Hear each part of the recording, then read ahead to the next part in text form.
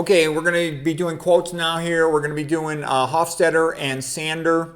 And, my main background is as a brain doctor. That's the main thing that I do. And I'll real quickly share with you, we're going to be talking about their theory that analogy is the core, the foundation of thinking, of cognition. So real quick, I'm going to go through how the brain works. I can go through this really fast. I do this all the time. Okay, if you look at the brain from laterally, it looks like, I'm going to go through the three-part brain of McLean. He was an anatomist at Harvard. There's the brain stem connected to the spinal cord. My fist is like the brain stem, like the midbrain, would be like my knuckles coming out. This is the pons, this is the medulla. All right, that's the reptile brain, simple, instinctual. A reptile lays an egg, walks away, okay? On top of that, like the letter C, looks like a Chicago Bears football helmet. That is the limbic brain, the mammal brain, okay? It's in the center of the brain. Limbic means edge, like the medial edge of the brain. And the upper part, the cingulate gyrus, is largely emotional things. Like a mammal, it's connected through the isthmus down into the medial temporal lobe. A mammal is instinctual. It has to, give birth to live young. It nurses them. It protects them for a while before they become independent. But it's very impulsive, okay? And that's mammal brain. Then on top of that is cerebral cortex, which looks a lot like a fist. When I say a fist, this is like the temporal lobe, frontal lobe. The crease separates frontal lobe from the parietal lobe, and the back is the occipital lobe. Okay, the more posterior you go, the more sensory. Pure sensory, relatively speaking, occipital lobe. Okay, motor is the primary motor cortex right in front of the stripe, precentral gyrus. Okay, the more you go to the front, you get abstract personality and whatnot. Okay, that's the brain from front to back. Okay. From side to side, the left brain is sort of the logical brain, the school brain. The right brain's more metaphors and jokes and singing and rhymes. The artistic brain, if you will. The three networks would be, let's say the midline is like the default mode network. If you have a person close their eyes, they're sitting on a functional MRI table, they're going to tell you, you ask them, what are you thinking about? They'll say relationships, They're thinking about what happened yesterday. I was with my girlfriend. She wanted to go to a movie, but I was too busy. I got a test in the morning tomorrow, but I'll make it up to her. We'll go together this weekend. So you go back to the past and you think about the future. That's how you time travel, through like the medial temporal lobe. Through the center of the brain being the default mode network. Okay, that's for past and for future. And then on the outer surface of the brain primarily will be like the task-based network. To be in the present, whatever you're doing, you're paying attention to it. Okay, and then in between the two, like you will have, like in the region of the claustrum, for example, subinsular, you'll have the attention network, where the salience network, whereby you see motion, you pay attention to it. Our eyes have a lot of peripheral vision with rods that have good motion sensors, but centrally we've got the cones that are more tightly packed together for higher resolution. You get both of them on an object, stereoscopic vision, depth perception, and you can tell what it is. So the rods detect motion, we turn our head and we look, and then we figure out what the thing is and make a decision. Move towards it, move away from it. Okay, but anyways, those are the three networks.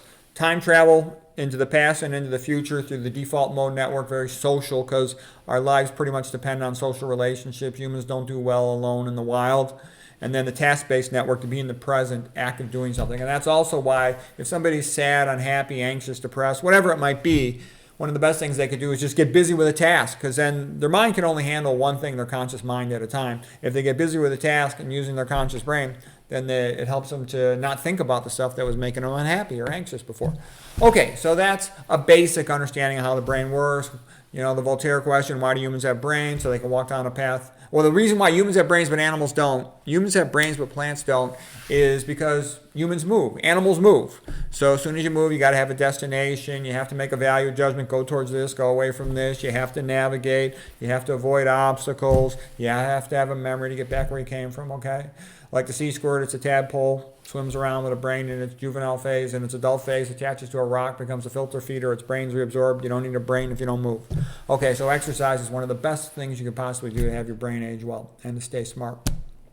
Okay, so then what is this all leading to? Yeah, the purpose of a brain is to walk down a path in a forest, a jungle, or a prairie, and to survive. So the brain is real. The brain doesn't change its protons every 6 months because some scumbag university phony commie professor tells it to. Okay, the brain is there to survive. It wants you to survive and to reproduce. Okay, so now we're going to get into this thing. So what is the next step in understanding the brain? The next step is, how does the brain lock in a thought? Of course, we know you've got synapse modification, but this is what they're getting at Hofstadter and Sander. They say the way the brain locks in a thought is it compares things to each other. And through comparison and analogy and metaphor, that's how it recognizes what something is and what something does. A cat is a cat because it says meow and walks on four legs. A dog is a dog because it says bow wow and walks on four legs and they have fur. Okay? So that's how you categorize things. And then pretty much everything, the whole rest of our life, as soon as we become aware of anything, is a question of constant comparisons. That's mommy because she's nice, she gives me milk. That's daddy because he's never home and he works all the time. That's how it is. All right, so let's go through the quotes here. Hofstadter and Sander from their book Essences. They say, analogy is the very blue sky of cognition. It's the whole sky of cognition. Analogy is everything, or very nearly so in our view. Okay? Every concept we have is essentially a tightly backed bundle of analogies. Okay? And then how do we decide if something belongs in a category? By analogy. This is like this, or it is not like this. If it is like these others, it belongs in the category. Categories enable us to make predictions about an item. Yeah, once you say something is a dog, you know it's probably going to chase cats. You know it's probably going to like dog food. You know it's going to be relatively friendly. Once you say something is a cat, you know it's not going to be as friendly. You know it's more likely to scratch you. Okay, categories are based on analogies. Like a fish that doesn't know it's in water, we live in a sea of analogies. Analogies are our motor of thought. These are all quotes of Hofstadter and Sander from Essences, their book. All meaning comes from analogy. I thought it was a good book. It's a little bit too long, but it was still good. I mean, just this idea. And don't get me wrong, they're not the only ones that have had this idea. But they did a good job of explaining it all. So I thought it was a good book. The purpose of categorization is so we can understand the situations we encounter. To survive, humans rely upon comparing what's happening to them now with what happened to them in the past. Our categories are our organs of perception. Yeah, you have to have the concept in order to think about it. Like if you think the doctor knows what they're doing with medications, you'll probably get put on a bunch of medications. Good luck to you. If you think the dentist knows what they're doing, you'll probably end up with, amalgam HG fillings or, a root canal. Good luck to you. Okay, let's go on to the next quote here. Intelligence is the ability to pinpoint the gist of a situation in a flash. The reason novices are drawn to superficial features is simply that those are the only features they are able to perceive.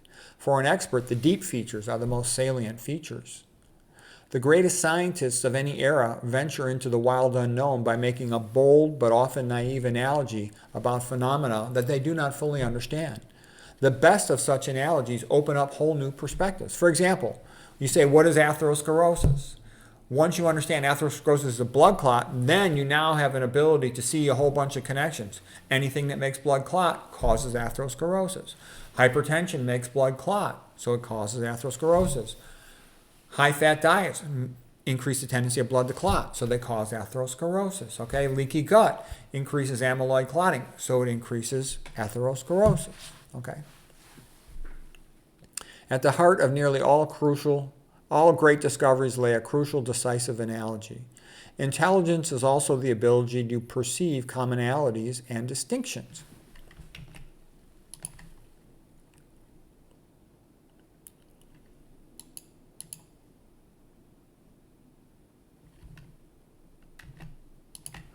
Intelligence, okay, we already did that one. Oh, and this is Max Tegmark. He wrote a book, Life 3.0. He said, intelligence is the ability to accomplish complex goals. Okay. Most valuable expertise is to know oneself and one's local environment because that's what you've got to work with. Hofstadter. Okay, sounds good. I was just talking about some of my own thinking rules up in there. William Hogarth, who wrote all those famous paintings, said, all the world is competent to judge my pictures except those who are in my profession. Yeah, people in his profession, they're just jealous of them. Okay, we're going to do another group here. We're going to do Lita and Harry Hollingsworth. They lived from 1886 to 1939. Lita Hollingsworth was a psychologist, and she worked with high IQ children. She studied the characteristics of high IQ students. She ran a school for children who had IQs of 130 and higher. And she suggested there was a concept called a communication range, whereby a person could communicate well only with persons in about 30 IQ points of themselves for a given domain. For example, if you're a musician, your IQ might be very high in that domain about anything related to music, but you might not be so bright on other topics. Okay? And that's why two people might be able to talk well about their specialty for both of them, but maybe not so well if one of them is good at something and the other one is not. Okay, to the person who's 30 points higher in the IQ scale for that given domain, to the dumber person, they seem like a weirdo or a nerd, and the dumber person might seem dull to them. Okay, they wrote a book called Children with Above 180 IQs. And so they said for children with very high IQs, it's difficult to find friendships with somebody they can actually talk to. The deeper interest of the child in reading, which is pretty characteristic of a smart person because that's where most of the information is, will further isolate the child and seem strange to the others. And I can tell you, the fact that I read a lot, that socially isolates me from a lot of doctors. You'd be amazed how many doctors don't read anything. Nothing.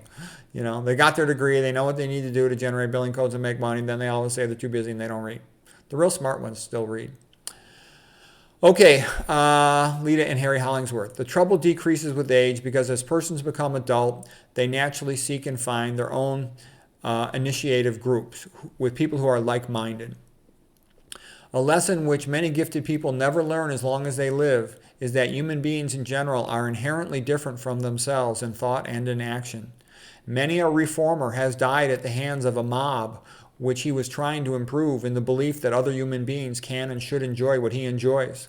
This is one of the most painful and difficult lessons for each gifted child to learn if personal development is to proceed successfully. Yeah, I learned when I was a young guy. I was a little bit socially awkward because all I did was wrestle and study.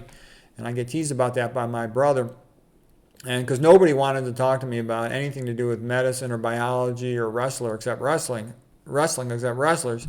So I actually started memorizing all these comedian routines and then later all these quotes from all these books to be more conversant. People liked the jokes.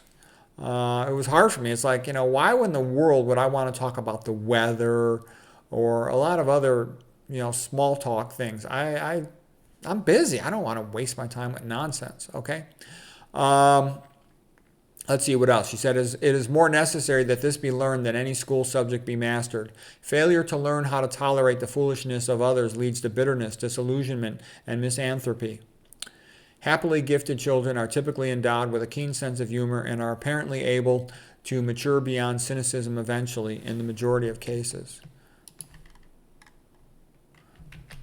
Okay, so that's it for the quotes for today. I hope you found that helpful. Oh, one last thing. That's called the Hollingsworth gap. If there's more than 30 IQ points. So like if somebody in my family starts making fun of me or saying I'm being weird or whatever, I say, yeah, I just think we have a Hollingsworth gap.